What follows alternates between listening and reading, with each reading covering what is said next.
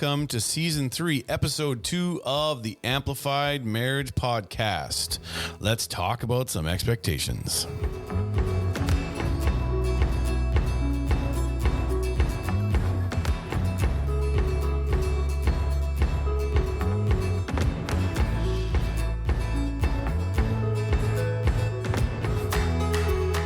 Welcome to another episode of Amplified Marriage. I'm Natalie. And I'm Brian. You hear us say this every time, wherever you are, whatever you're doing. As you've heard us say numerous times, get comfy, get cozy, grab a tea, grab a coffee and a snack.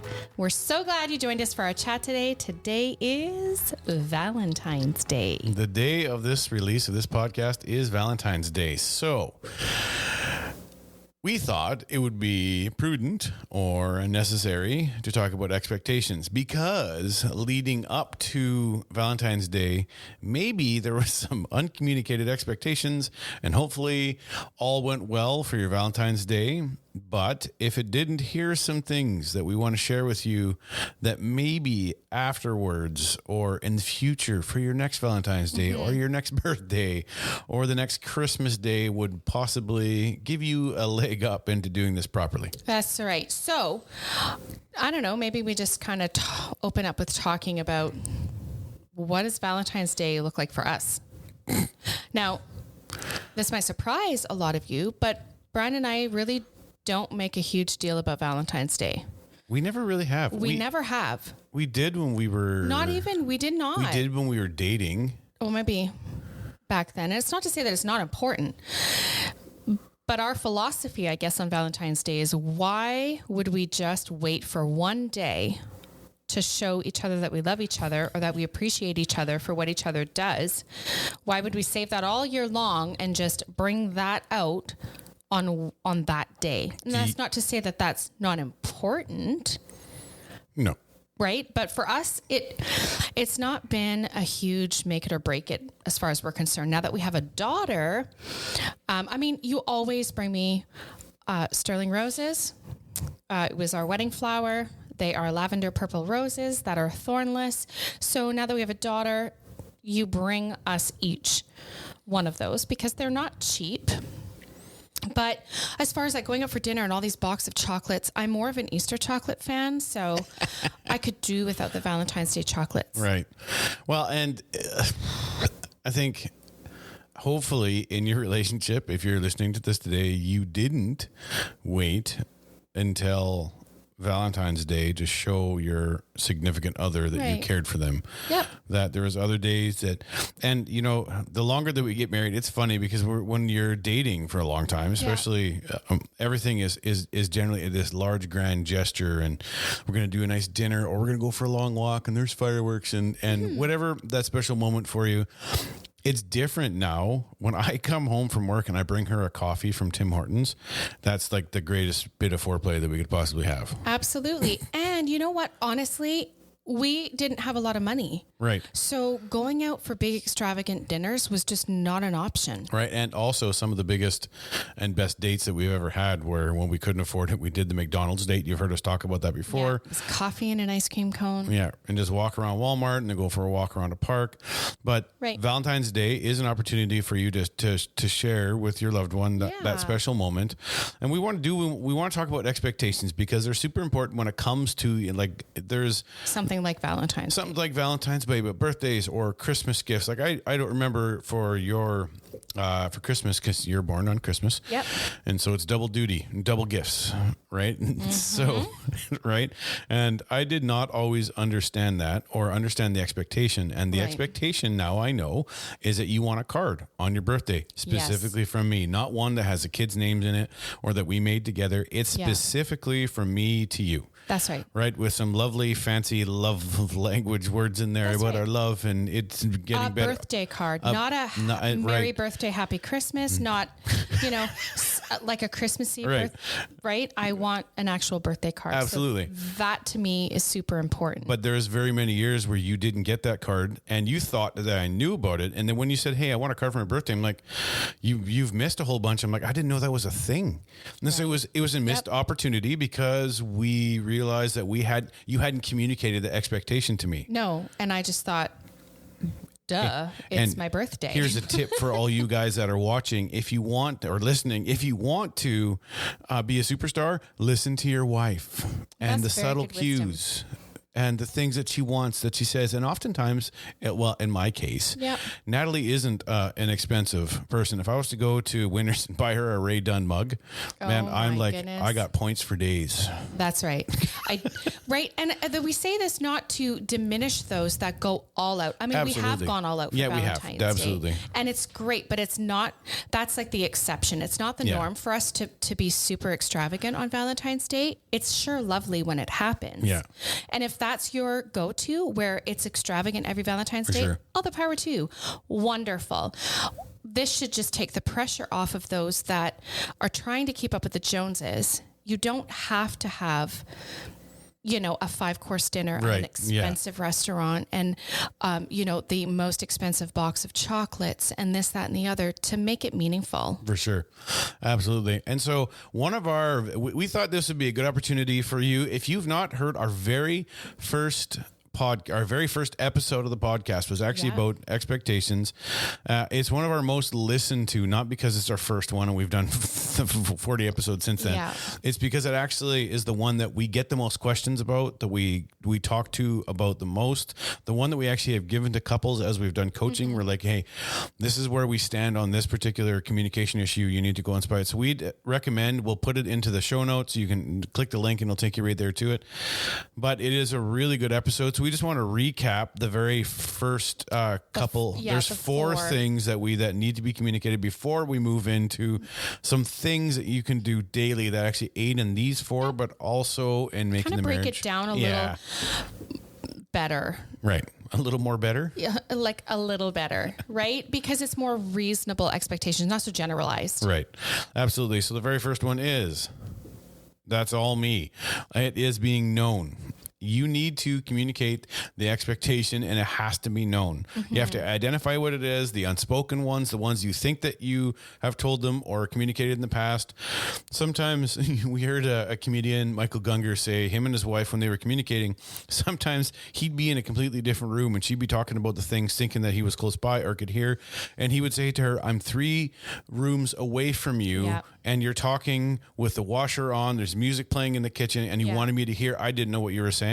So it needs to be look the person in the eyes and say, we actually have come to this place where Nat will be like, hey, almost repeat after me. She doesn't say that, but she's like, look, this is a communicated thing. I need this to be done like this, or needs this to be done. Can you? Yeah, I sure can. But it has to be known. Exactly. And if you are at a place in your relationship where you really can't pinpoint what that is, then it might be time Right. to really dig deep. Right. So Do I even know what my expectation is? right. And so communicating, but the expectation is known. That's right. Next, it has to be achievable. It has to be realistic. Not basing it on something you saw on TV. I'm so guilty of doing this early on with all the rom-coms and the not so achievable expectations when I was watching the Housewives of Orange County. But it needs to be something that I can even achieve for myself. We're talking about achievable expectations, not just for our spouse, but for ourselves. Because oftentimes, in my experience, the expectations that I place on myself, I then project onto you. Right. So I remember and we had talked about this in previous podcasts where I had made a list of all my expectations, was like 3 pages long or whatever. I really had to look at like half of these things that I can't even achieve.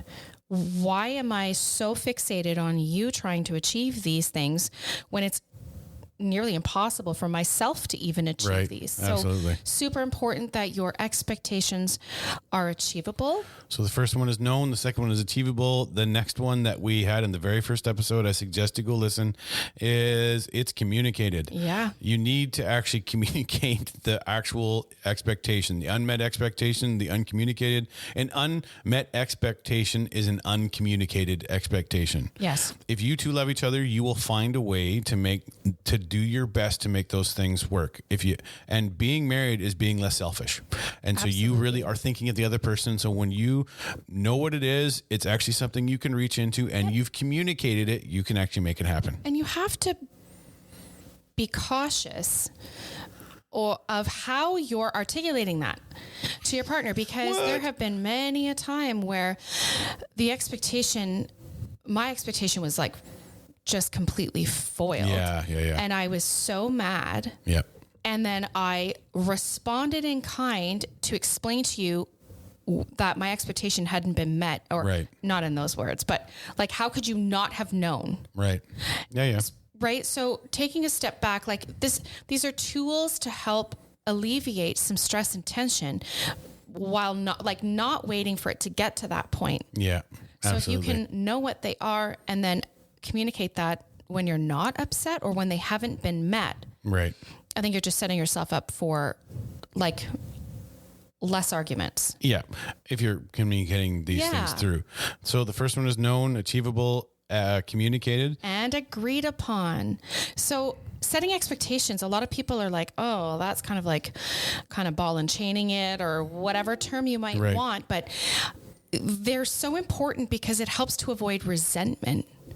So if I continually have a hard time, or I'm afraid to voice what the expectation is, because like, what's the point? He's not going to do it anyway. Or what's the point? She's not going to do it.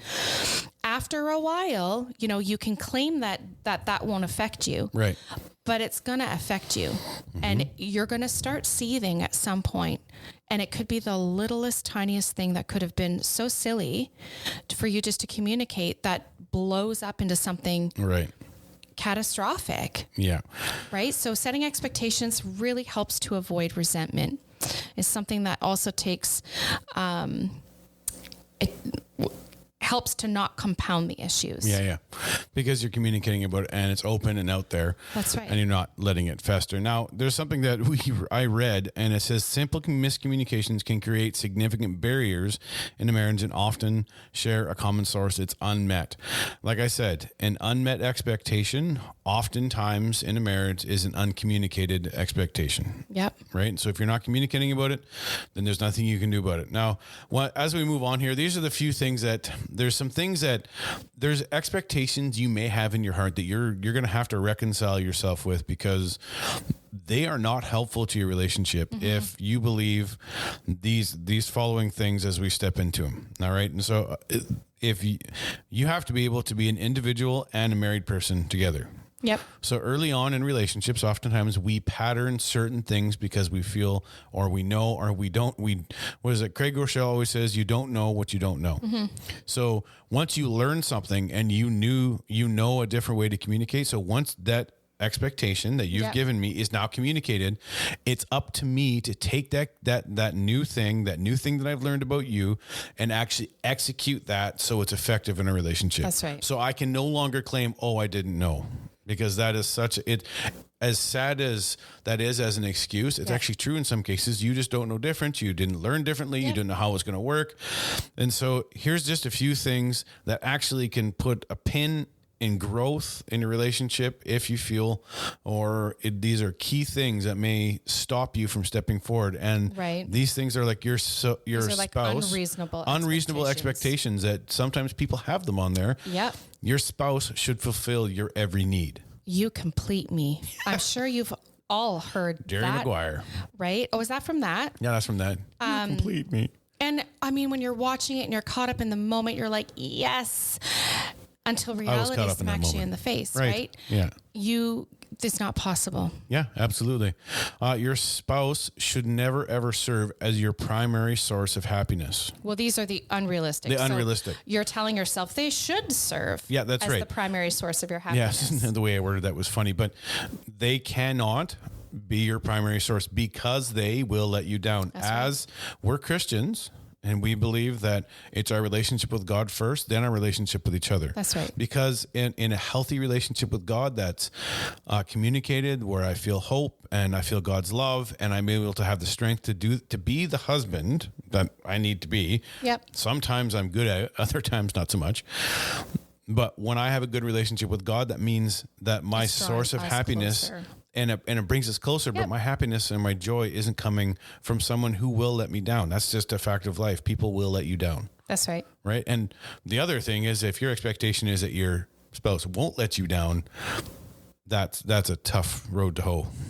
Exactly, because it's just a matter of time. Yeah, it's just a matter of time before they do. Right? It's not a if it happens, it's a when it happens. So let's try to set tools in place and patterns in place that will help alleviate some of the stress and the pressure. For sure. And so what's the next one? Your spouse should mirror what is important to you. Now, we're not talking about mirroring in conversation. That's actually really healthy. Yeah, that is. That's good communication. Yeah. What we're talking about is that if my interest is this, that, and the other, then you should be 100% invested. Let's use your Ray Dunn mugs for an example. Oh Lord. For those of you who are also Ray Dunn enthusiasts, you know what I'm talking about. So much so that she loves these mugs. I love them. I love these mugs. How fitting, it's Valentine's Day. I love these mugs. And we have had to clean out our cupboard of regular mugs that we've had, some of them for 15 years, to make space for the Ray Dunn mugs, because these other ones that we have are seasonal. Yeah. So she has fall ones and Christmas ones and what other? I have lots of mugs. There's probably 35 mugs so when we're saying mirror, her love for you don't share Ray Dunn mugs. I don't share her love for Ray Dunn. Do you know what she doesn't share? A love of something that I love? The music store? The music store or electronics. No, I don't. She hates when she has to come shop with me. She just doesn't really care for the electronics that I love. Or that's right. Me and my one son will go into the electronics store because we just love it. Like my oldest, we just love. Today he's like, "Hey, let's go to Best Buy and just look at stuff." I'm like, "Yeah." And then my other son, I just love going to the music store with him. I can't do with Natalie because she hates it. We don't mirror what each other. We can't. No. If you're trying to manufacture a feeling. Yeah, a feeling about a thing that they love just because you think that's it doesn't. It's okay to have different interests. Absolutely. What I have to do, is sometimes pretend that I like these things. Not pretend. Because I don't think it's a matter of pretending. I think it's a matter of, because I enjoy your company. Yes, right. I will go with you. There are times where spend money on I will sacrifice my own happiness to go into an electronics store. Wow. Because I want to spend time with you. Just like when you asked me to go to Winners. Right? Hey now. Unless it's for me. I don't care about anyone else. When I go to the store, I just want to shop for me and get out. Them fighting words. But here's the thing. I'm not a fan of Best Buy. And because it's the majority of the things I'm not interested in. However, there are appliances, there are housey kinds of things there. And so I can find something to do while you're looking at electronics because I want to be with you. So though I don't share the same affection for electronics that that's you nice do. way of saying that.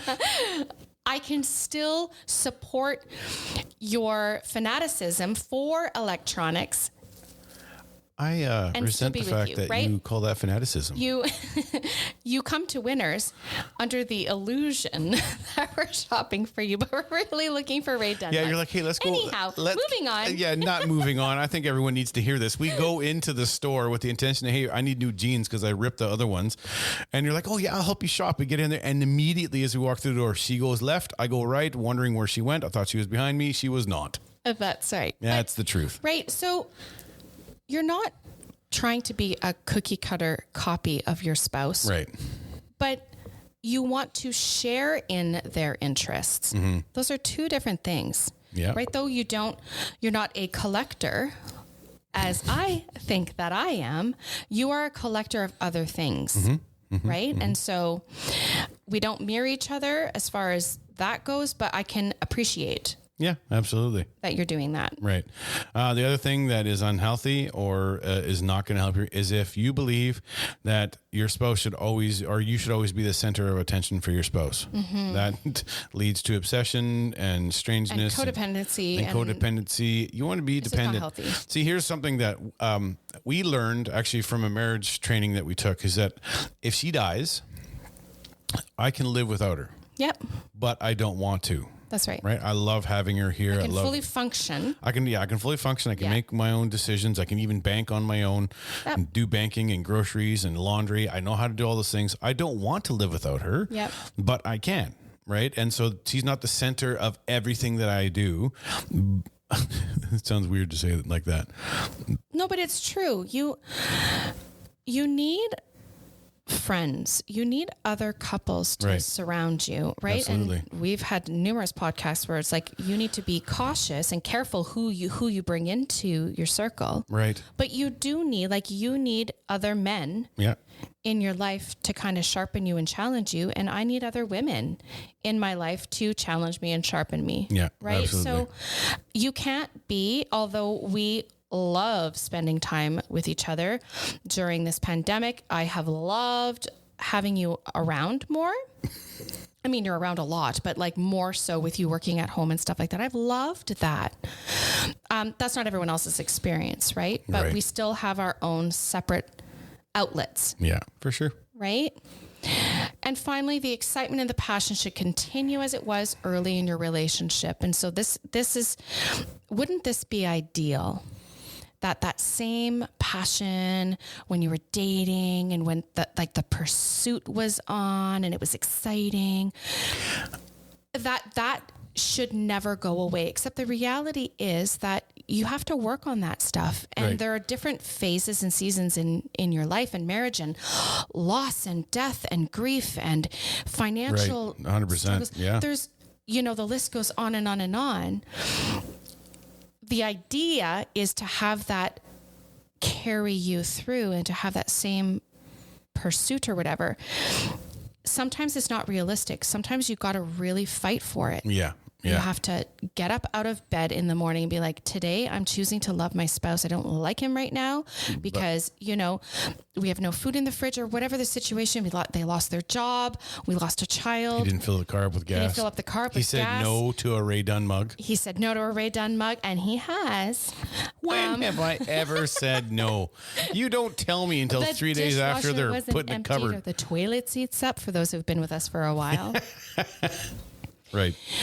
This can be a really slippery slope of an unmet expectation that this is not how it's supposed to be. And on one hand, it's not how it's supposed to be. Right.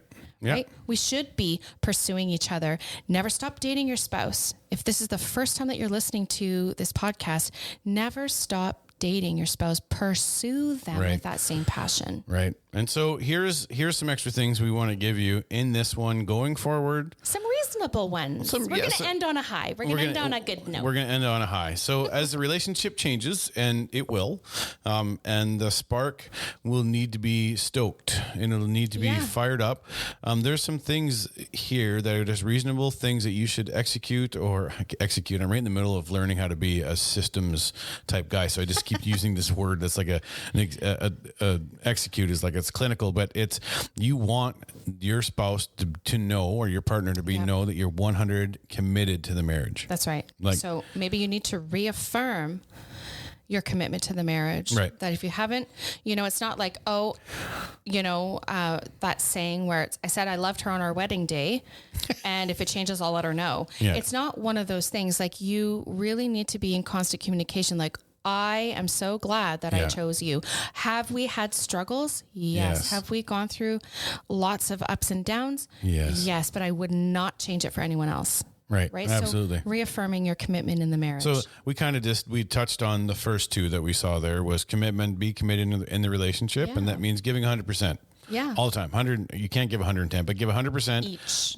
Each person gives 50-50. It's each 100. Each person gives 100%, and then that we wrapped up verbal affection into it. Absolutely, keep letting each other know how you feel, and then compassion and being compassionate about the other's feelings and empathy towards the other feelings. You do that very well. I suck, or sometimes I'm better now. I'm probably at the best I've ever been in that area, but it's been a lot of work because my personality 8 is I don't let feelings interfere. Right. Maybe that's too harsh. No, I don't let feelings interfere. I think that they're there for a reason. You're great at compartmentalizing. Yeah, I compartmentalize really well. I deal with the compartmentalizing now. Like I used to just compartmentalize and walk away. And Right. but now I'm dealing with it. But, and then you're very opposite. You actually feel things and are like I feel things too. It's just different, but it's compassion and empathy, and you're really good at that towards me, and even feeling it towards other people. You feel all those things, and you're very good at processing and working your way through it. And that's been a super help for me, because even now, sometimes I find emotions or feelings just a pain in my neck. Sometimes, Right. And so. And it's important too, because this can also fall into an unmet expectation. Yeah, absolutely. Because there have been times where I have and I go down the rabbit hole of feelings and emotions. And how could somebody, empathy is simply putting yourself in someone else's shoes. So how could, I would never treat someone like that. How could they possibly treat me like that? Except maybe it's not even a matter of a lack of empathy on their part. Maybe it's a matter of I didn't express my expectation in this particular situation, right? So something just to be mindful of. And if you're wanting to even exercise compassion and empathy, you really need to have respect for each other. Absolutely. And that goes a long ways. And then consider each other's differences.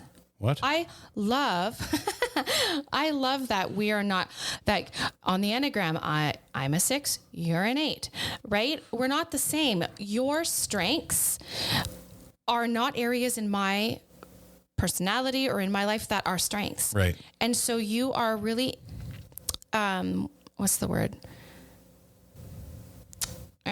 Like you draw that out of me. Okay. There's a word that I'm looking for. It's just not It'll here. come back to you. But it's essential that you draw those out of me, and the areas that I'm strong are lacks for you. And so, we balance each other out that way. And that's so important. Absolutely. The next one is spending quality time with each other. I love this. Yeah. This one, we're for the first time ever, we're the same on the love 5 languages. We're both quality time, except our idea of quality time is different. We have we share the same goal of it doesn't really matter what we're doing. Yeah. As long as we're together. Yeah, absolutely. We like that. Showing interest in each other and what, is each involved with. And we had talked about that a little earlier. Yeah, we did. And it's the mirroring thing is that you have to like what I like. You don't, but even showing an interest in something like, hey, I'm learning how to do this. And you're like, oh, that's cool. And being engaged in that's a good thing. And be authentic. There are times where I have to be honest and say this is just over my head right now. And I honestly don't care. Yeah. Right. And there's nothing wrong with that. No. But not just like being irritated if you're trying to show me something. Right. And I can tend to be irritated, especially if it's electronics. But I appreciate that you make all of this podcasting equipment work, because I wouldn't know what to do. Right. So I am grateful for that. Oh, I'm glad. The next one is physical closeness. That doesn't just mean sex. Although it's part of it. Well, here's the thing that I think we've learned now, that being married for a while, that the physical closeness, the hugging, the cuddling, the touching, the hand holding, the arm around the shoulders, all of that is actually incredibly valuable for intimacy. And vital. Like it's not just you showing up after a day and being like, okay, baby, let's go. It's not like that. If that works for you, great. That doesn't work all the time, and it won't all the time. I don't know. I don't know anyone that can just do that. That's the way it can be. Maybe there's people out there, but I'm not super affectionate. Again, that goes along with my. I'm kind of not prickly, but I'm just not. I don't need. I think hugs. that's a good word. I'm prickly. Prickly, like you're choosy. I'm choosy. Yeah. Right. I'm not very huggy. I will with family and certain people. And, I'm a pastor. And so I've had to learn how to get over that, because people like to hug. It's a weird thing. But you are not prickly with me. No, I'm not prickly with you. But even because there's been times, I remember, like we've talked about in the podcast before, there's 18 months where she was pregnant. And then in between the times she was healing. I'm not an elephant. There is not an 18-month. But it was like pregnant, baby.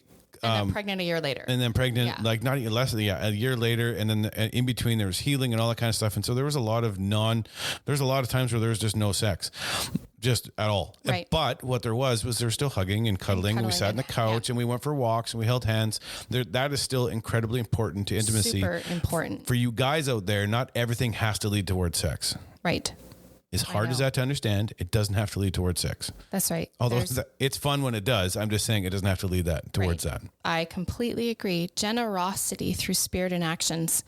That's kind of one of the things that we've been kind of walking through is just what does living a life of generosity look like? Right. God calls us to be generous and generous And people. so we have not arrived. We're still trying to work this out, but I love that idea of and marriage of giving all I have for this person. Absolutely. And like this one was an interesting chat beforehand, just letting each other know that there's other people in our lives that are important to us as well.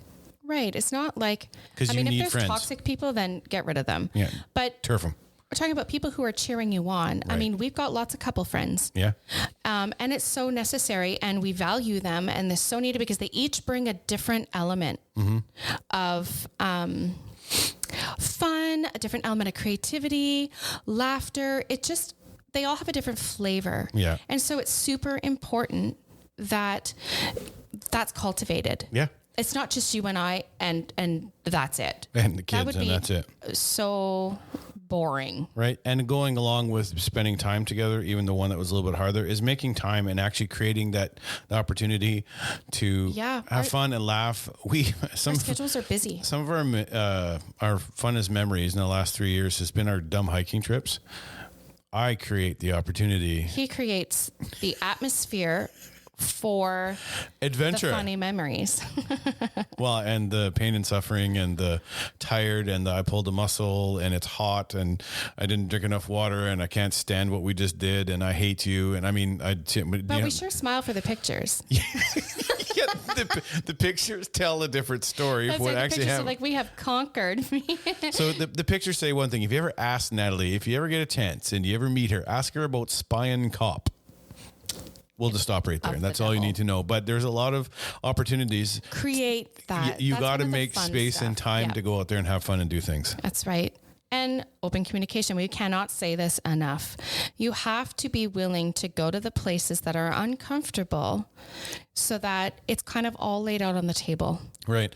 And something that I don't always do really well is talk about the future. Like, what do you want to do for the future? And Natalie's always dragging that at me. What do you want for the future? What's next? What do you want in a house? What do you want in, what do you want to do with our kids? We're at Disney and how are we planning for this? And just what's the dream that you want to do? I'm not really good at that. It's not that I don't think about it. Right. But I don't verbalize it as easily. Right. Because you often we're in the present right now. Yeah. So let's just focus on the present. I'm very present driven. Yeah. And I realize that we're in the present, but it's so much more fun to think down the road. And my thought is I'm working in the present to make your future a reality. That's right. But you did it's how so wise that was? To talk about that. Did you get how wise that was? It was very wise. I didn't actually listen. I don't know. Wow. Open communication. Remember, we're talking about that. We're willing to go. I need to tell you openly, you're bad at listening. Probably. Probably. Any final thoughts? What do you got? Well, I don't think that obviously there's a right and a wrong way. To what? To just for communicate expectations and things like that. But I think taking some of the pressure off. Right. We'll go to someone that we learned. We actually did this course with Laugh Your Way to a Better Marriage. Laugh Your Way to a Better Marriage with Michael Gungor. We referenced recommend him. That. We recommend that for anyone that wants to listen. But he always said to the guys very specifically, be nice to the girl. That's right. Not because it just leads to sex, but be nice to the girl. Yeah. There's a biblical principle in being kind, being patient, being loving, being caring, being tender with your wife. That's right. And being nice to the girl, there's that saying, you said you trap more flies with honey. I love that. Right? Like you're going to get, things go much further than they do if you're cranky. Yeah. And that's both ways. Yeah, right. That's both ways for sure. That's not just for the men, but it's also for the women. Like, be nice to your man. Don't demean and belittle. Don't crush who God's made them to be because they happen to fail you in a moment. Absolutely. And people will fail. Absolutely. Right. So as we move and It's Valentine's Day.